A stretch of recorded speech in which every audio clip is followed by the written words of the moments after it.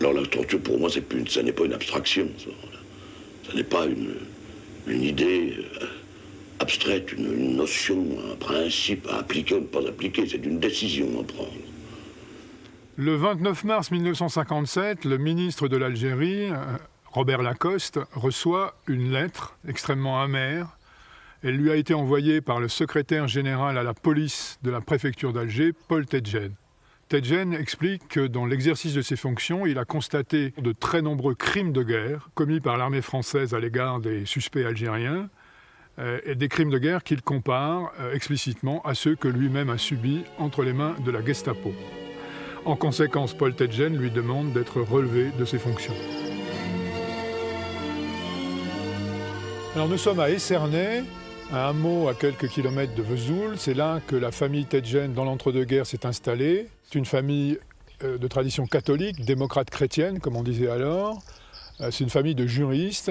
Et lorsque la Deuxième Guerre mondiale commence, le jeune Paul entre immédiatement dans la résistance, de même que son père, que son frère aîné et d'autres membres de la famille.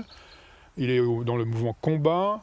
Et en 1943, il est arrêté à Montpellier et détenu par la Gestapo à la prison de Nancy, où il est atrocement torturé à 6 reprises, à l'eau et à l'électricité. Après cette détention à Nancy, il est déporté au Struthof, en Alsace, puis au camp de Dachau, en Allemagne, où il attrape le typhus. Il est extrêmement gravement malade. Après la guerre, Paul Tedjen intègre l'École nationale d'administration. Il fait partie de la promotion France combattante. Et il entame une carrière qui promet d'être brillante dans la préfectorale. À l'été 1956, alors que la guerre d'Algérie a commencé depuis 1954, on le convainc d'occuper un poste dont personne ne veut à la préfecture d'Alger, c'est celui de responsable de la police. Le 7 janvier 1957, tout change pour Paul Tedjen, puisque c'est le début de ce qu'on appelle improprement la bataille d'Alger. Les parachutistes peuvent arrêter qui ils veulent, sans donner de motif particulier, peuvent détenir qui ils veulent, où ils le veulent, et il n'y a plus aucun contrôle civil sur cette activité militaire, à une exception près, c'est celle qui est confiée précisément à Paul Tedjen, qui est chargé, à la demande des militaires, de signer des assignations à résidence dans des camps. Il s'aperçoit que les militaires ne lui signalent pas un grand nombre des arrestations.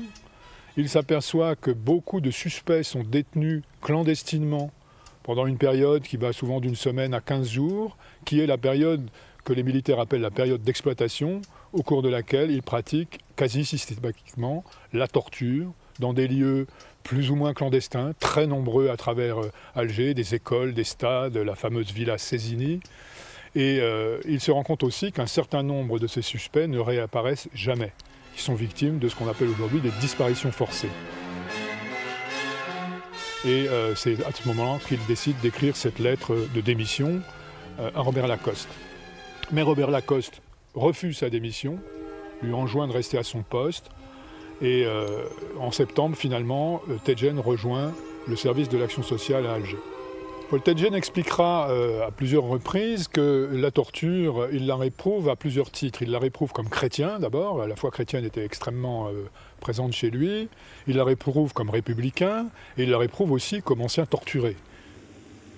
Je me souviens de la tête de ceux qui m'interrogeaient et de ce qu'il pouvait y avoir chez ces hommes de mépris d'eux-mêmes et un mépris d'eux-mêmes qu'ils appliquaient à celui qu'ils torturaient.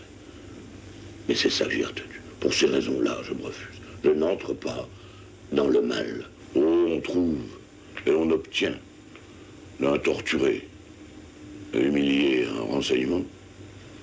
Et si l'on y regarde plus loin, on sème une haine qui, au nom de l'efficacité, n'est pas rentable du tout. C'est tout le contraire.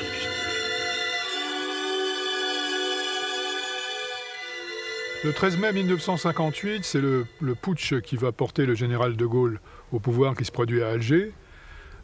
Et Paul Tedjen est arrêté, mais parvient à s'enfuir, se cache quelques jours dans la banlieue d'Alger, et finalement est échangé avec Paris par le général Salan contre son bras droit. Rentré en France, Paul Tedjen est un témoin gênant, et on tente de le faire taire. Il est privé, c'est sans précédent, de poste et de traitement pendant 2 années. Il est même exilé au Brésil pendant 6 mois. Et finalement, Paul Tedjen intègre le Conseil d'État qu'il rêvait d'intégrer. Cela n'empêchera pas Paul Tedjen de continuer à témoigner, principalement devant la justice lors de procès importants. Au moment où l'on débat en France pour savoir qui doit être honoré et célébré dans l'espace public à travers les statues, les noms de rue, etc., peut-être serait-il opportun de rappeler la mémoire de Paul Tedjen, qui fut le seul haut fonctionnaire en poste à dire non à la torture, à compromettre sa carrière pour défendre ce qu'il pensait être les valeurs de la République.